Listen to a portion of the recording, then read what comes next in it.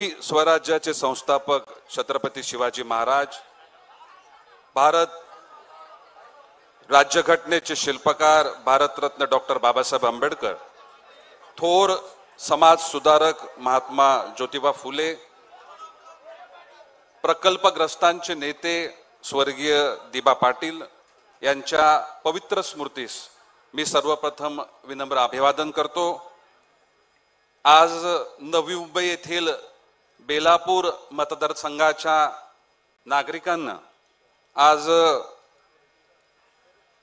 जो संकल्प केला आणि ज्या संकल्पाच्या माध्यमातून कोणी एका पक्षाने नाही, जयंत पाटील साहेब हे जे सगळे उपस्थित आहेत हे नवी मुंबईचे नागरिक आहेत, हे विविध पक्षाचे आहेत, हे विविध भाषिक आहेत, विविध प्रांतिक आहेत, महाराष्ट्रातल्या प्रत्येक जिल्ह्यातील तालुक्यातील घटक आहेत। आपण सर्वांनी या निर्धार मेळाव्याचं आयोजन आपण स्वतःहून केलं आणि ह्या निर्धार मेळाव्याचं रूपांतर जयंत पाटील साहेब आल्यानंतर पक्ष प्रवेशामध्ये झालं। या कार्यक्रमाप्रसंगी उपस्थित राष्ट्रवादी काँग्रेस पार्टी, शरदचंद्र पवार साहेब, महाराष्ट्र प्रदेश अध्यक्ष माननीय जयंत पाटील साहेब, नवी मुंबईचे माजी महापौर जयवंतजी सुतार, सभागृह नेते रवींद्रजी इथापे, माजी विरोधी पक्षनेते दशरथजी भगत, माजी स्थायी समिती सभापती नेत्रा शिर्के, प्रदेश सरचिटणीस भावना घाणेकर, प्रदेश सरचिटणीस वंदना राजपूत मॅडम, राष्ट्रवादी काँग्रेस पार्टी जिल्हा अध्यक्ष चंद्रकांत पाटील, माजी नगरसेविका सलुजा सुतार, प्रदेश सरचिटणीस विलासजी हुले, संदीपजी सुतार, रुपेशजी ठाकूर,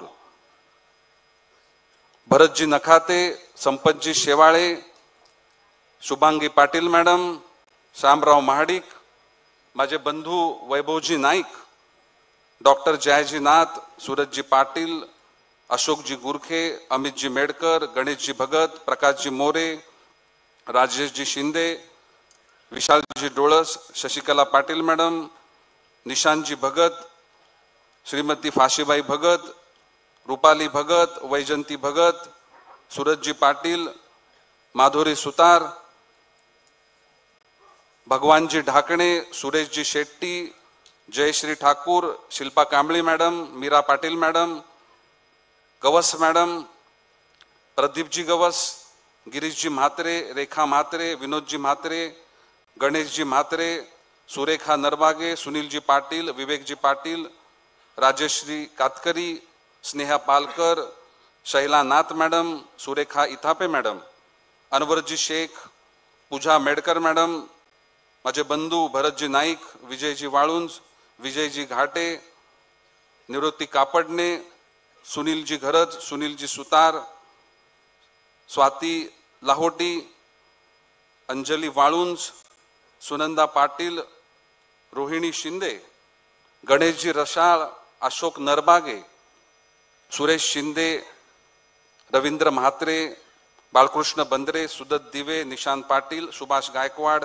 रणजित नाईक, विजय साळे, अनिल लोखंडे, अक्षय पाटील, राजेशजी रॉय, सुनीलजी कुरकुटे, जगन्नाथजी कोळी, दीप्ती कोळी, नीलम मडवी, राजेश ठाकूर, भाऊ भापकर, राजेंद्र सामुद्रे, संदीपजी भगत, शैला पाटील, रुचिता करपे, शेखर भोपी, अमितजी मडवी, मीनाक्षी सोनावणे, जयेंद्रजी सुतार, अंकुश मेडकर, उपस्थित सर्व व्यासपीठावरील आजी माजी नगरसेवक, पदाधिकारी, उपस्थित सर्व व्यासपीठावरील मान्यवर, आज संपूर्ण नवी मुंबईमधून प्रत्येक प्रभागामधून आलेले नागरिक, भारताच्या एक उच्च टोक म्हणजे काश्मीर टू कन्याकुमारी, पाटील साहेब आजच्या या सभेमध्ये प्रत्येक प्रांताचं आणि प्रत्येक राज्याचं प्रतिनिधित्व नवी मुंबईकर म्हणून आज या सभागृहामध्ये उपस्थित आहे। उपस्थित पत्रकार, मी सर्वप्रथम हा निर्धार मेळावा आयोजित करण्याकरता स्वयंस्फूर्तीनं सर्व नवी मुंबईतील नागरिकांनी, माझ्या समवेत अनेक वर्षापासून काम करणाऱ्या कार्यकर्त्यांनी पुढाकार घेतला। त्यामध्ये ज्येष्ठ नागरिक आहेत, महिला भगिनी आहेत, पुरुष मंडळी आहेत, युवक आहेत आणि प्रत्येक धर्माचे, प्रत्येक भाषेचे, प्रत्येक प्रांताचे आपण सगळेजण आज नवी मुंबई करता आणि प्रामुख्यानं निर्धार करण्याकरता आणि निर्धार केल्यानंतर माझ्यावर विश्वास व्यक्त करण्याकरता एवढ्या मोठ्या संख्येनं आज या सभागृहामध्ये आपण सगळे उपस्थित झालात, त्याबद्दल मी मनापासून आपल्या सगळ्यांचे आभार व्यक्त करतो। आमचा हा निर्धार मेळावा सुरू असतानाच आपल्या सगळ्यांवर विश्वास ठेवून, तुमच्या निर्धारावर विश्वास ठेवून, तत्परतेनं मन मोठं करून आदरणीय शरदचंद्र पवार साहेब, सुप्रियाताई सुळे मॅडम, जयंत पाटील साहेब, आपण आम्हा सगळ्यांना आपण पुन्हा एकदा आपल्या सोबत काम करण्याची संधी दिली, त्याबद्दल आपलं हृदयापासून मी पवार साहेबांच्या राष्ट्रवादीचं मनापासून आभार व्यक्त करतो। आजचा दिवस का आपण बघतोय याबद्दल मी नव्यानं सांगण्याची गरज नाही। आज संपूर्ण वक्ते ज्यांनी आपलं मत व्यक्त केलं त्यांनी त्या गोष्टीचा उहापोह केला। पाटील साहेब, 2019 मध्ये काही परिस्थिती निर्माण झाली आणि काही निर्णय आम्हाला घ्यावा लागला। तो निर्णय आम्ही घेतलेला, तो निर्णय नवी मुंबईच्या विकासाकरता होता। आमच्या नवी मुंबई शहराचं हित साधलं जावं, नवी मुंबई शहराचे दीर्घ प्रलंबित विषय जे सत्तेत असल्याशिवाय त्याचा निर्णय होत नाही आणि हे विषय नवी मुंबईच्या हिताचे आहेत आणि हे मार्गी लागले पाहिजेत, याकरता त्यावेळेस झालेला निर्णय, त्यावेळेस आमच्या नवी मुंबईतल्या सर्व नागरिकांना आम्हाला दिलेला शब्द आणि त्या नंतरच्या कालखंडामध्ये जशा निवडणुका घोषित झाल्या त्यावेळेस शब्द फिरवला गेला। शब्द फिरवला, ठीक आहे, काही अंशी माझी कोंडी झाली, परंतु असो, माझी कोंडी झाली तरी माझ्या शहराची कोंडी झाली नाही पाहिजे, माझ्या कार्यकर्त्यांची कोंडी झाली नाही पाहिजे, या शहराचा विकास झाला पाहिजे। आणि त्यामुळेच माझं एक टर्मचं नगरसेवक पद, 3दा स्थायी समिती सभापती, 2 टर्म आमदार, आणि त्यावेळेस मला थांबावं लागलं। मला असं वाटलं की मी थांबलो, ती हरकत नाही, परंतु त्यातून काहीतरी चांगलं निर्माण होईल, आपल्या शहराच्या हिताचे निर्णय घेतले जातील, आमच्या शहरवासियांच्या हिताची जपणूक केली जाईल, माझ्या समवेत जे सगळे आलेत त्यांना सन्मानित केलं जाईल, त्यांची कामं होतील। अशा प्रकारची परिस्थिती असताना निवडणुकीला आम्ही सामोरं गेलो आणि जी जबाबदारी आमच्याकडे दिलेली ज्या पक्षानं, ते आम्ही योग्य पद्धतीनं पार पाडली। दोन्ही मतदारसंघामध्ये यश मिळालं। ज्या दिवशी आम्हाला यश मिळालं त्याच्या दुसऱ्याच दिवशी हे यश कोणाचं नाहीये, हे यश तुमचं तर नक्कीच नाहीये, हे यश पक्षाचं पण नाहीये, हे यश माझं आहे। आणि ज्या कार्यकर्त्यांनी त्यावेळेस कामं केलेली, आमच्या चेहऱ्याकडे बघून कामं केलेली, त्या दिवशी त्यांचा हिरमोड झाला की आपण काय धारणेनं आपण प्रवेश केला, आपण त्याग केला आणि आपण कामं केली, आणि त्याच्यानंतर जर जे सत्य आहे ते कुठेतरी बाजूला ठेवून आम्हाला ज्या पद्धतीनं अपमानित केलं जात आहे, हा अपमान माझ्या सर्व कार्यकर्त्यांनी त्यावेळेस सहन केला। त्यानंतर काय घडलं हे सगळ्यांना आपल्याला माहिती आहे। नंतरच्या कालखंडामध्ये कोरोनाचा कहर 2019ला संपूर्ण जगानं बघितला, देशानं बघितला, महाराष्ट्रानं बघितलं, आपल्या शहराने देखील बघितला।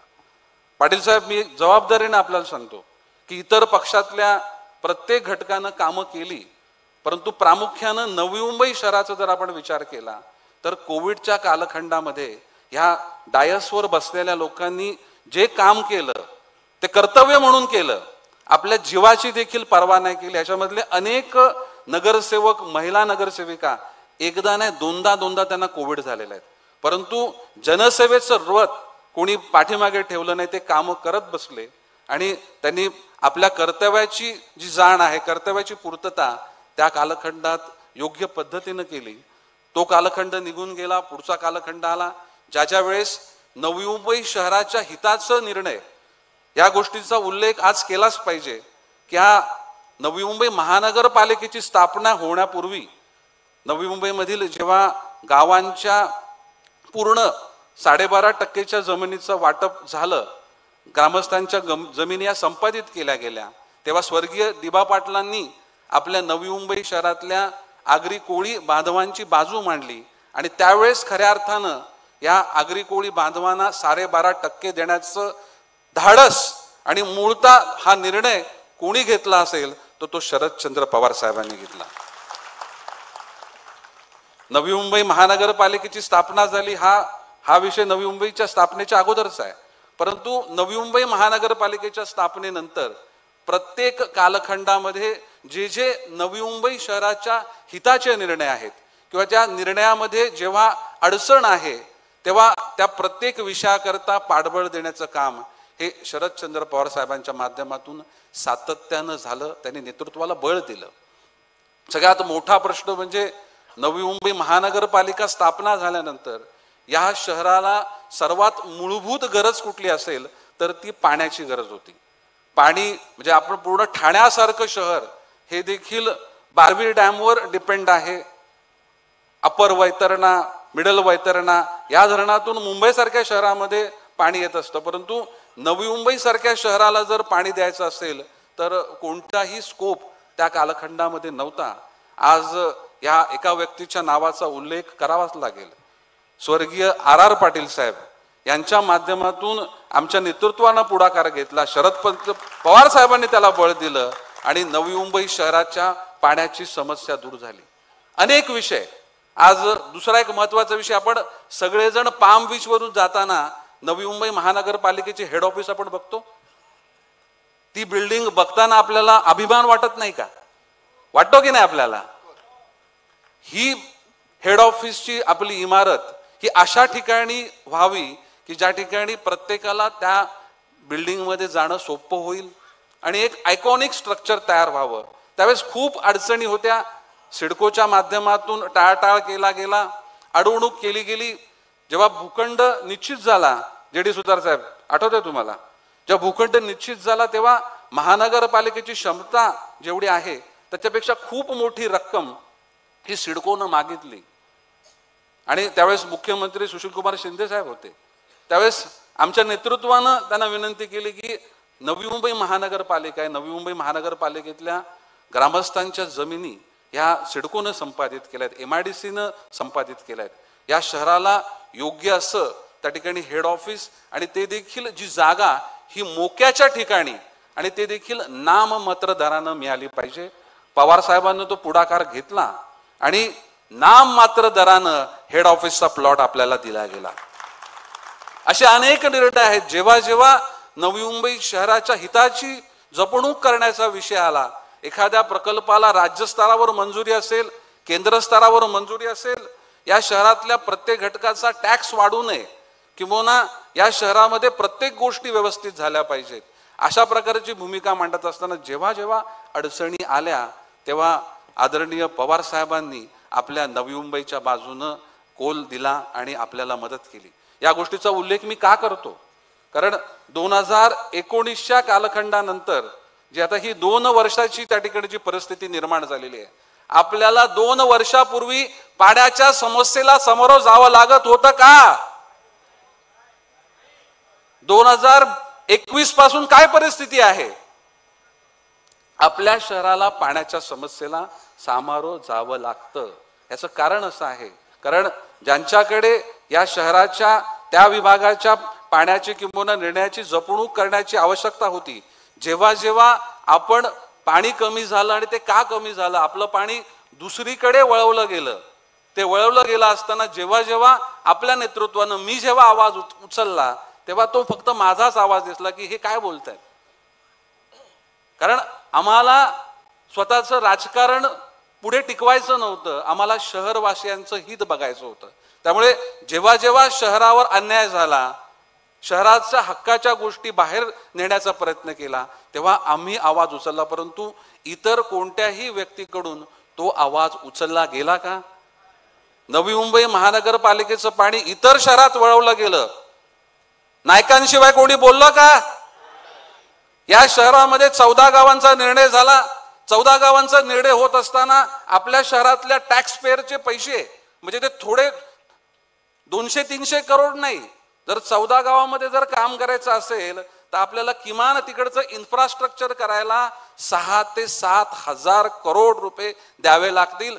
जेव्हा हा विषय मांडल्यानंतर फक्त राजकारण आणि टीकेचं धनी फक्त नायकांनाच केलं गेलं. परंतु ह्या पद्धतीने जर आपल्याला निर्णय घ्यायचा असेल तर राज्य शासनाने ते 7,000 कोटी दिले पाहिजेत. नवी मुंबईकरांच्या टॅक्सचा 1ही रुपया आम्ही त्यांना देणार नाही, अशा प्रकारची भूमिका ही आपल्या माध्यमातून मांडली गेली. आपल्या शहरामध्ये आता शहर वाढतंय. आज पाटील साहेब, आपल्या शहराची लोकसंख्या 16 लाख ते 18 लाख आहे. रिडेव्हलपमेंट, UDCPR आणि ह्याच्या माध्यमातून रिडेव्हलपमेंट सुरू झालेली आहे आणि येणाऱ्या 5 ते 6 वर्षामध्ये ही 18 लाखाची लोकसंख्या ही 30 लाखापर्यंत पोहोचेल. कारण मूळ राहणारे रहिवासी, नंतर मग रिहॅब सिडको करता, रिहॅब महानगरपालिकेकरता आणि जो बिल्डर, जो विकासक जो डेव्हलप करेल त्यामध्ये अजून येणारे इतर रहिवासी.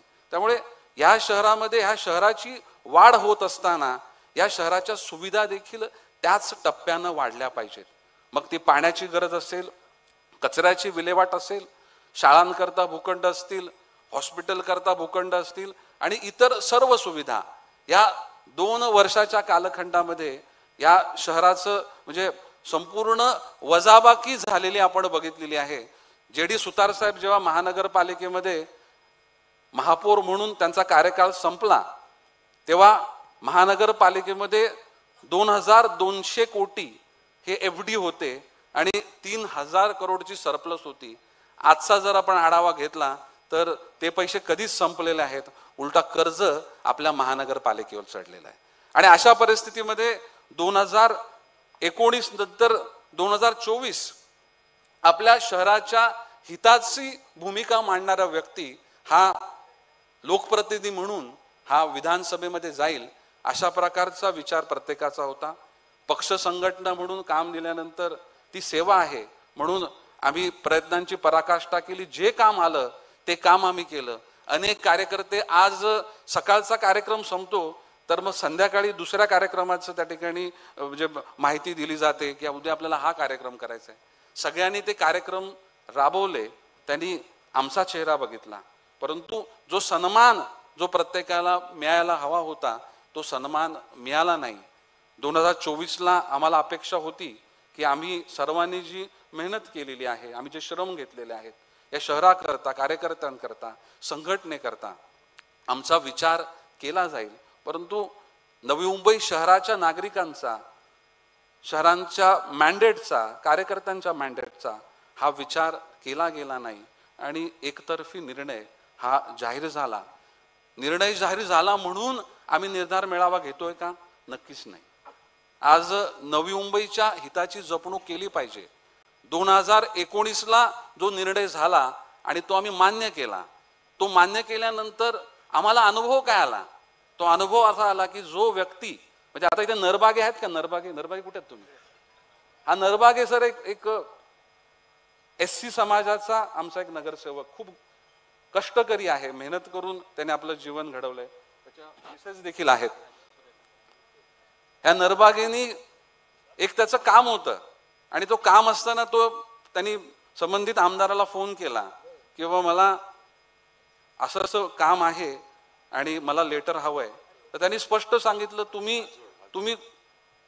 तू कोण? मला का फोन केलास? तू इकडे यायचं नाही. आणि ज्या पद्धतीनं त्याला शब्द वापरले गेले ते आमच्या सगळ्यांच्या जिवारी लागले. तुझ्या जिवारी लागले? अशा पद्धतीनं फक्त नरबागेच नाही तर प्रत्येक आमचा कार्यकर्ता, मग तो आजी असेल माझी असेल, ह्याला प्रत्येकाला अपमानास्पद वागणूक या आमदाराच्या माध्यमातून सातत्यानं दिली गेली. ठीक आहे, मग कोणाचा अपमान केला, आमचा अपमान केला, आम्ही ते सहन करू. परंतु नवी मुंबई शहराच्या हिताचे निर्णय घेताना देखील कधी हिताचा विचार या आमदाराच्या माध्यमातून केला गेला नाही. त्यामुळे आमचा अपमान झाला, आमची कोंडी झाली, हे सर्व आम्ही मान्य केलं. कार्यकर्त्यांनी देखील पाटील साहेब ते सहन केलं. परंतु काही झालं तरी नवी मुंबईचं नुकसान हे आम्ही आणि या स्टेजवर बसलेले सर्व कार्यकर्ते कदापि सहन करणार नाही. आणि म्हणून जयंत पाटील साहेब हा निर्धार मिळावा. आज आम्ही हा निर्धार नवी मुंबईच्या हिताकरता केलेला आहे. आज आमच्या शहराचं नेतृत्व प्रत्येक कालखंडातलं हे सर्व नगरसेवक किंवा हे सर्व पदाधिकारी यांनी आपल्याला काही पद मिळावी किंवा आपण पद भूषवावी याकरता हे घटक राजकारणात नाहीयेत. आपल्याला समाज आपल्याकडे आशेने बघतोय. आमच्या माध्यमातून या शहराचं काहीतरी हित साधलं जाईल अशा प्रकारची भूमिका या स्टेजवर बसलेल्या सर्व पदाधिकाऱ्यांची आहे. आणि जयंत पाटील साहेब माझी देखील तीच भूमिका आहे. मी ही घेतलेली भूमिका की मला काही पद मिळावं किंवा मी कुठेतरी निवडून जावं याकरता नाही. ज्या विचारानं, ज्या वारशानं मी काम करतोय त्यांनी या शहरातल्या प्रत्येक समाजातल्या लोकांना प्रेम दिलेला आहे, आपलेपणा दिलेला आहे. आणि आपल्या शहराच्या हिताची वाटचाल करत असताना आपण आपली भूमिका ही योग्य पद्धतीनं मांडली पाहिजे. आज मी हा केलेला निर्धार हा वैयक्तिक महत्वाकांक्षेकरता नाहीये. मी हा आजचा केलेला निर्धार ह्या नवी मुंबईतल्या नागरिकांच्या अपेक्षांचा आहे, हे नक्कीच या ठिकाणी मी सांगू शकतो. आज समाजामध्ये फिरत असताना मी आमदार आहे की आमदार नाही काय फरक पडतो का? एखाद्या लोकप्रतिनिधीला, निवडून आलेल्या लोकप्रतिनिधीला, इलेक्ट केलेल्या लोकप्रतिनिधीला जेवढा सन्मान मिळत नाही तेवढा सन्मान आपण सर्वांनी मला आजवर दिलेला आहे. त्यामुळे ही माझी लढाई निश्चित प्रकारे या नवी मुंबईच्या हिताकरता आहे. आज मला मिळालेला अनुभव, माझ्या समवेत विविध क्षेत्रातली जी मंडळी माझ्या समवेत काम करतात, मला योग्य गोष्टींच्या सूचना करतात, योग्य सल्ले देतात, हे फक्त या शहराच्या हिताकरता देत असतात. त्यामुळे येणारा माझ्या जीवनातला प्रत्येक क्षण आपण माझ्यावरती विश्वास व्यक्त केलाय, आपल्या माझ्याप्रती अपेक्षा आहेत आणि मी या अपेक्षा कधीच खाली पडून देणार नाही हा विश्वास या ठिकाणी व्यक्त करतो. जयंत पाटील साहेब, आम्ही सर्वांचा नेहमी सन्मानच केलेला आहे आणि भविष्यामध्ये देखील सर्वांचा सन्मान हा नक्कीच होईल. या गोष्टी बोलण्याच्या नाही आहेत, या करण्याच्या आहेत.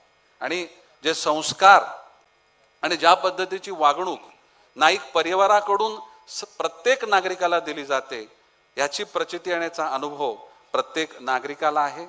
आज फार कमी कालावधीमध्ये आज आम्हाला संधी देण्याकरता आज राष्ट्रवादी काँग्रेस पार्टी शरदचंद्र पवार साहेबांच्या माध्यमातून आज जयंत पाटील साहेब आणि त्यांची टीम आमचं स्वागत करण्याकरता आली. त्याबद्दल त्यांचं मी मनापासून आभार व्यक्त करतो. आज येणारी लढाई ही स्वाभिमानाची आहे. येणारी लढाई ही नवी मुंबईच्या हिताची आहे. येणारी लढाई ही नवी मुंबईच्या विकासाची आहे. आम्ही लढणार आणि आम्ही जिंकणार. जय हिंद, जय महाराष्ट्र.